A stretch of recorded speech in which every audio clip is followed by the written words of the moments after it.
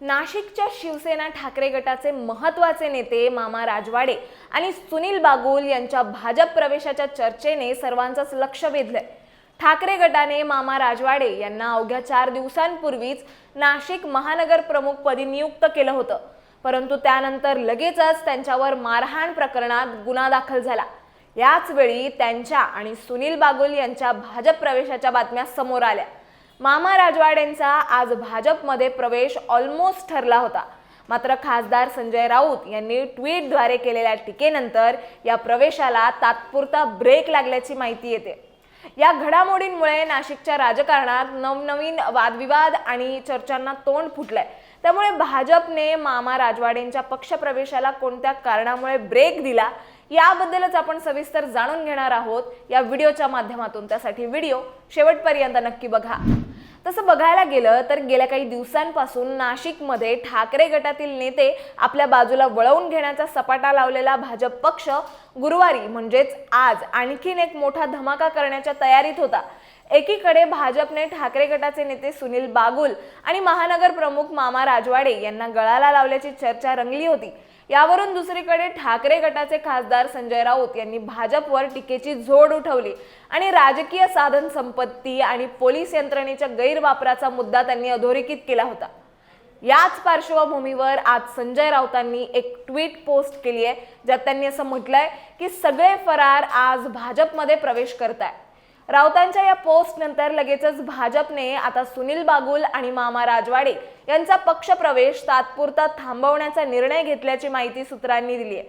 त्यामुळे सुनील बागुल आणि मामा राजवाडे यांचा आज दुपारी होणार असलेला पक्षप्रवेश आता लांबणीवर पडलाय।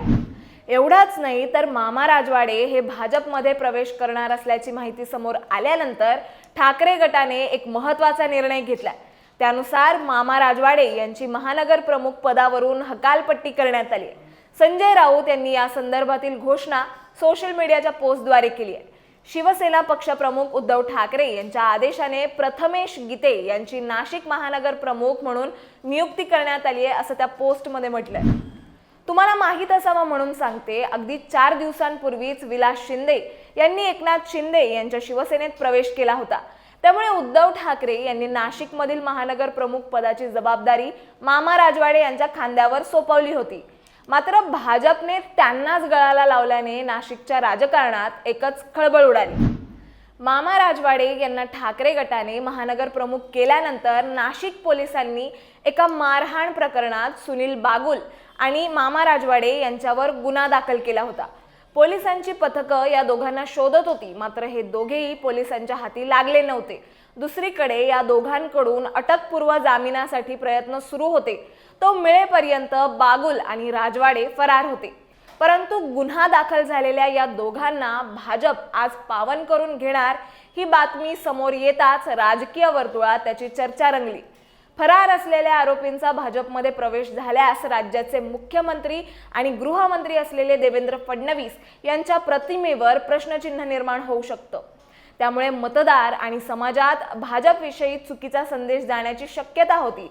या सगळ्याचा सारासार विचार करून भाजपने तुर्तास सुनील बागुल आणि मामा राजवाडे यांच्या पक्षप्रवेशाला स्थगिती दिल्याची माहिती समोर आली आहे। आणि महत्त्वाचं म्हणजे सुनील बागुल आणि मामा राजवाडे यांच्या जामीन अर्जावर 5 जुलैला सुनावणी होणार आहे। तोपर्यंत भाजपकडून वाट पाहिली जाऊ शकते। त्याचबरोबर न्यायालयाकडून सुनील बागुल आणि मामा राजवाडे यांच्याबाबत काय निरीक्षण नोंदवले जातं हे देखील पाहावं लागेल। मात्र तोपर्यंत या दोन्ही नेत्यांना कमळ हाती धरण्यासाठी वाट पाहावी लागणार आहे। या सगळ्यांमुळे नाशिकमधील राजकारण सध्या रंगतदार अवस्थेत पोहोचलंय। शेवटी काय, मामा राजवाडे आणि सुनील बागुल यांच्या भाजप प्रवेशाच्या चर्चेने नाशिकच्या राजकारणात खळबळ उडवली आहे।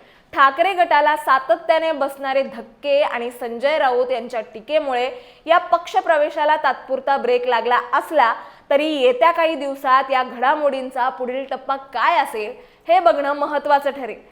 तुम्हाला याबद्दल काय वाटतं हे आम्हाला कॉमेंट्समध्ये नक्की कळवा आणि अशाच माहितीपूर्वक व्हिडिओ बघण्यासाठी लगेचच सबस्क्राईब करा प्राईम टाइम महाराष्ट्राला।